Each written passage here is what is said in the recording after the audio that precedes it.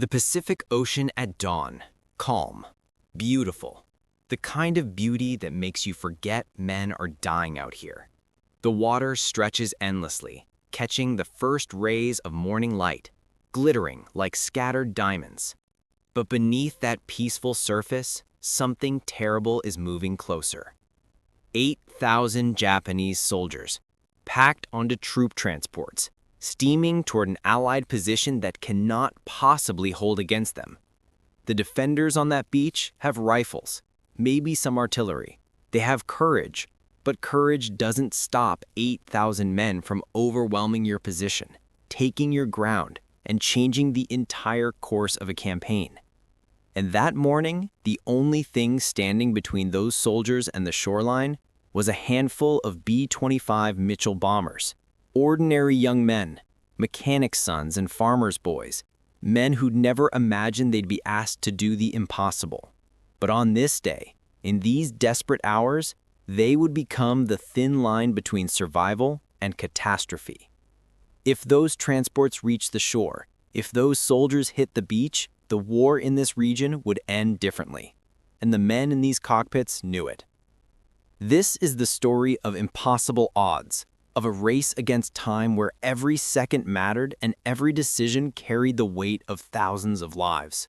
This is the story of human courage under fire, raw, unfiltered, the kind of courage that doesn't come from training manuals or battle plans, the kind that comes from looking at the alternative and deciding you can't live with it. The Pacific War at that moment in time was stretching Allied forces to their breaking point. Supply chains were fragile threads spanning thousands of miles of hostile ocean. Every position was undermanned, undersupplied, and desperately vulnerable. Command knew it. The men on the ground knew it. One successful enemy landing could collapse an entire front, trigger a cascade of retreats, open supply routes to attack, and ignite weeks of brutal combat that would cost thousands of lives. This wasn't just tactics on a map. This was existential.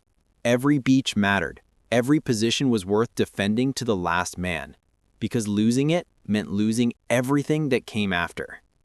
And then the reconnaissance reports came in. Radio intercepts, coded messages decoded by exhausted intelligence officers. A convoy, heading straight for an exposed Allied outpost. The numbers made stomachs turn. 8,000 soldiers, multiple troop transports, destroyer escorts providing anti-aircraft coverage, and they were close, not days away, hours. The panic in the command posts was immediate. Officers scrambled to calculate distances, speeds, response times. They called up every available unit, but the geography was brutal. Most forces were too far away. Most air squadrons couldn't reach in time. And then someone looked at the map and realized there was one group within striking distance. One squadron of B-25 Mitchell bombers. Medium bombers designed for tactical strikes, not naval warfare. Crews who'd been flying routine missions, expecting another day of bombing supply depots or harassing enemy positions. But now, they were the only option, the only barrier, the last line. The bomber crews were scattered across the base when the call came. Some were sleeping. Some were writing letters home. Some were playing cards in the shade of a maintenance tent, trying to forget the heat and the fear that never quite went away. There was Lieutenant James McKinnon, 23 years old, a pilot from Nebraska who kept a photograph of his girlfriend tucked into his flight suit. There was Sergeant Tony DeLuca, a bombardier from Brooklyn, who could calculate drop angles in his head faster than most men could use a slide rule. There was Corporal Billy Hayes, a turret gunner from Texas, who joked constantly because jokes kept the fear at bay. These weren't superheroes. They were kids, young men who'd enlisted because their country called, who'd trained hard and flown dangerous missions, but who still got scared, still missed home, still wondered if they'd see another sunrise.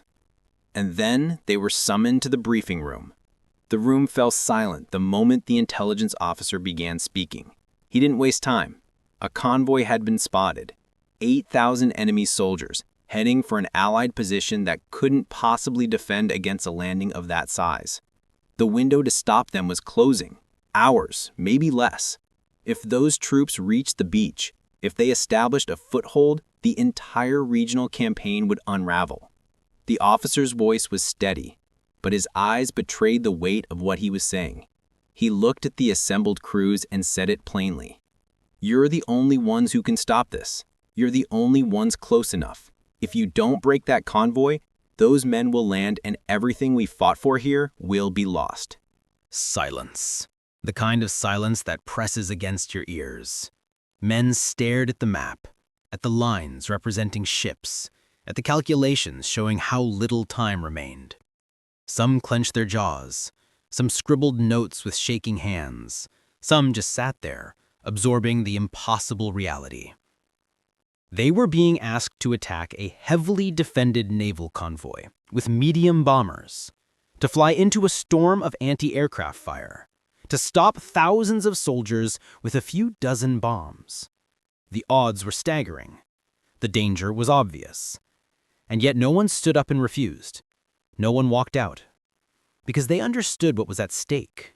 They understood that the men on that beach were counting on them. That those men had families too, had letters they wanted to write, had futures they wanted to see.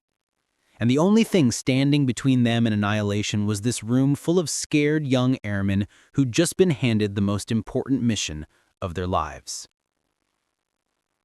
The base erupted into controlled chaos. Mechanics swarmed the aircraft, checking engines, inspecting control surfaces, loading bombs with frantic precision. Every minute mattered. Every delay brought the convoy closer to the shoreline. The heat was oppressive. The sun already climbing, turning the metal surfaces of the bombers into griddles. Men shouted to each other over the roar of engines starting up. Fuel trucks raced between aircraft. Ammunition belts were loaded into turrets, checked, double-checked. The smell of aviation fuel hung thick in the air, mixing with oil and sweat and fear. The crews climbed into their aircraft. Lieutenant McKinnon touched the photograph in his pocket before strapping into his pilot's seat. Sergeant DeLuca ran through his calculations one more time, whispering numbers under his breath like a prayer. Corporal Hayes loaded his guns and cracked a joke to the radio man, something about buying drinks if they made it back, but his hands were shaking. Around the airfield, engines roared to life, one after another, a rising chorus of mechanical thunder. The B-25s rolled toward the runway, forming up in sequence. The first bomber accelerated, lifted off, climbed into the brilliant blue sky. Then the second, then the third. One by one, the squadron took flight, banking toward the ocean, toward the convoy, toward the impossible. The view from the cockpit was stunning. Sunlight glinting off the wings. Ocean stretching endlessly below, an endless expanse of blue that could swallow you without a trace. In any other circumstances, it would have been beautiful.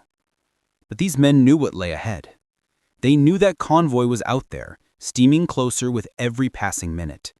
They knew that between them and victory stood destroyer escorts with trained gunners, anti-aircraft batteries that could fill the sky with explosive fury, and the simple, brutal mathematics of combat. Not all of them would make it back. The flight stretched on. Minutes turned into an hour. The bombers held formation, engines drumming steadily, but inside those cockpits, tension built with every mile. Pilots checked their watches constantly, calculating, recalculating. The navigator's updates came over the radio in terse, clipped sentences. Distance to target, estimated convoy position, fuel consumption. Everything was measured against the clock. If they arrived too late, if the convoy reached shallow waters where bombing would risk Allied positions, the mission would fail. If they arrived too early and miscalculated the intercept point, they'd waste fuel searching and might not make it back. Every decision mattered. Every minute counted. And then the weather turned. Clouds rolled in, thick and gray, reducing visibility to almost nothing. The formation tightened instinctively, each pilot straining to keep visual contact with the bomber ahead.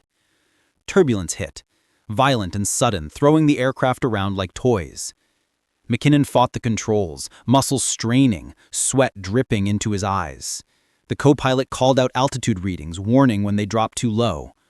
In the back, the crew braced against the violent motion, holding on, staying focused. They couldn't afford to lose formation. They couldn't afford to lose time. The clock kept ticking. Then came the mechanical problems. Small at first.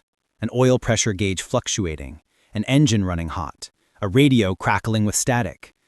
These weren't catastrophic failures, but out here, over hostile waters, every malfunction was a potential death sentence.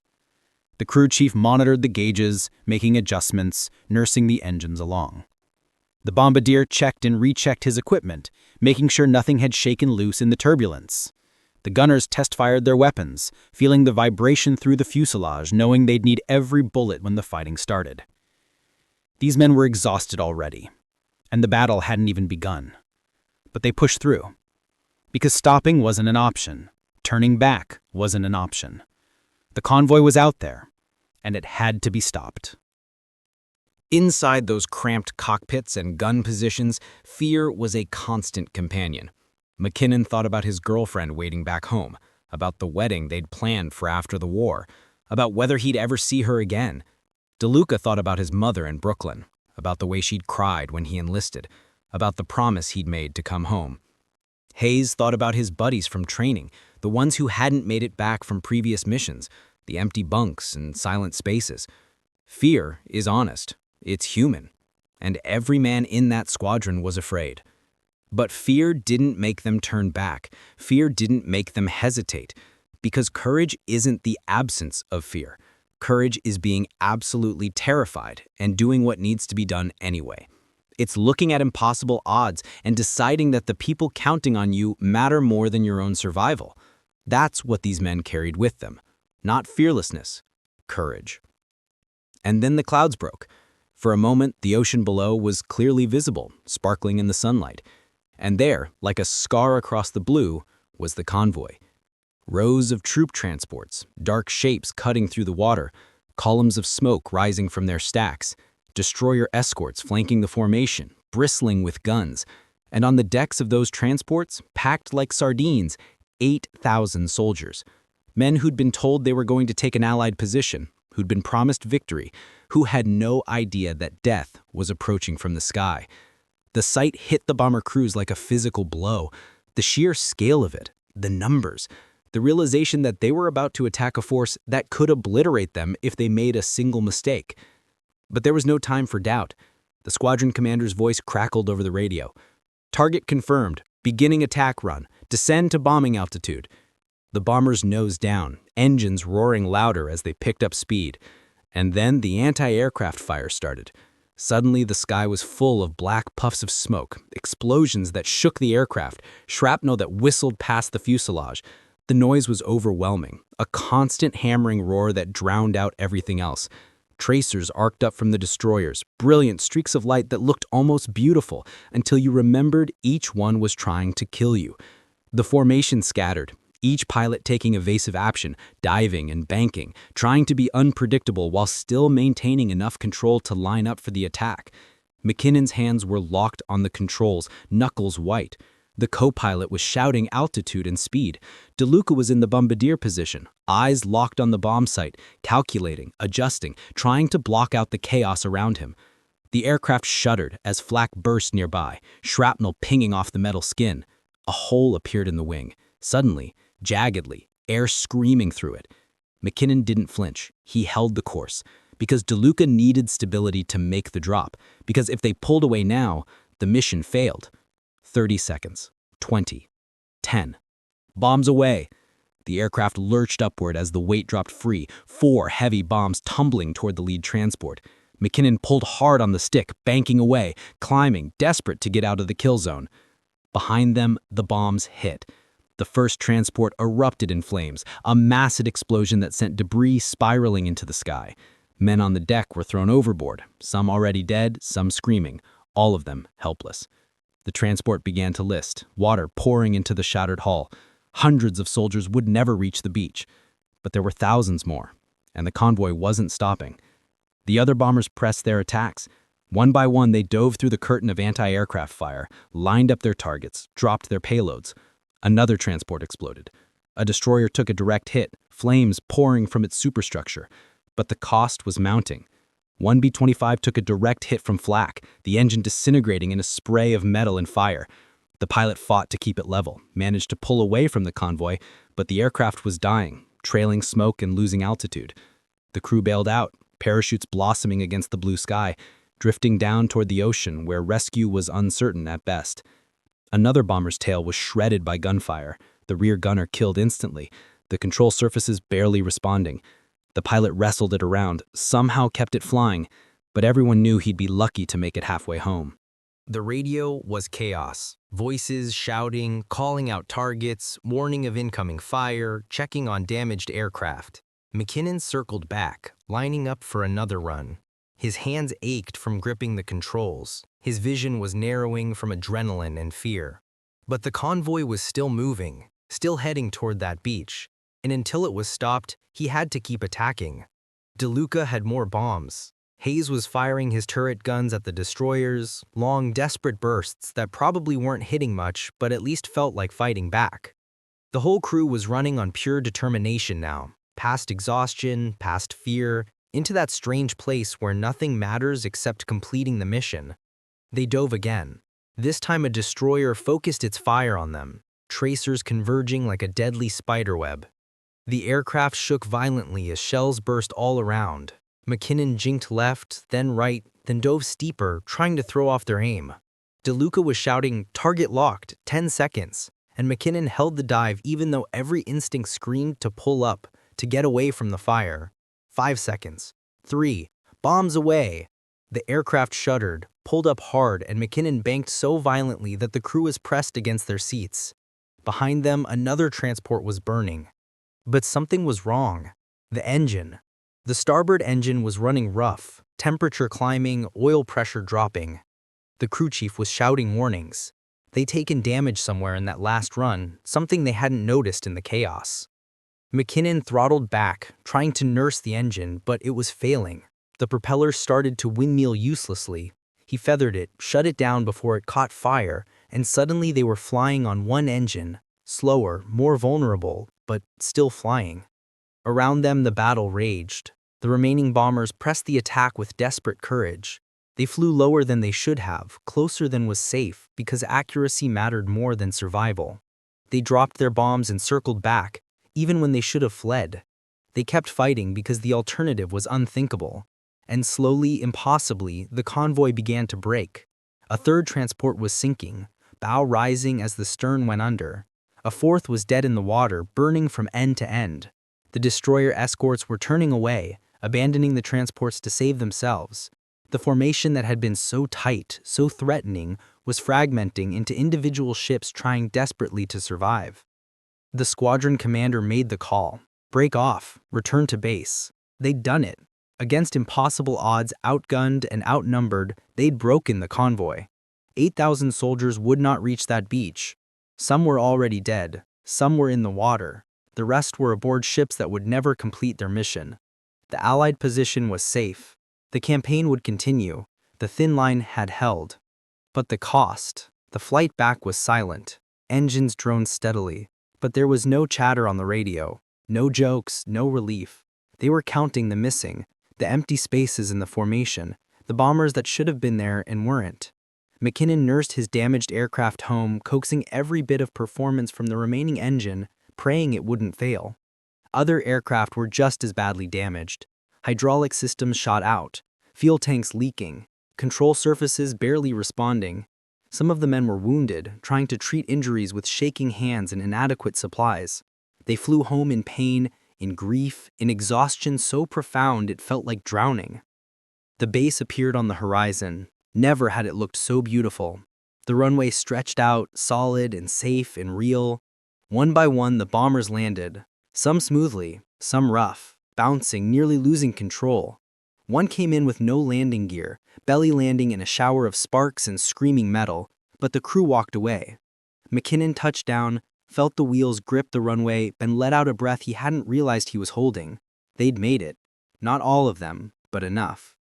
The crews climbed out of their aircraft and stood on the tarmac, staring at each other. Some were laughing, the kind of manic laughter that comes after surviving something impossible. Some were crying, not even trying to hide it. Some just stood there, silent, looking at the empty spaces where friends should have been. Ground crews rushed to the damaged aircraft, assessing the destruction, shaking their heads at how these machines had stayed in the air at all. Commanders walked among the crews, shaking hands, offering thanks, their expressions a mix of gratitude and sorrow. Lieutenant McKinnon pulled the photograph from his pocket. His hands were shaking so badly he could barely hold it.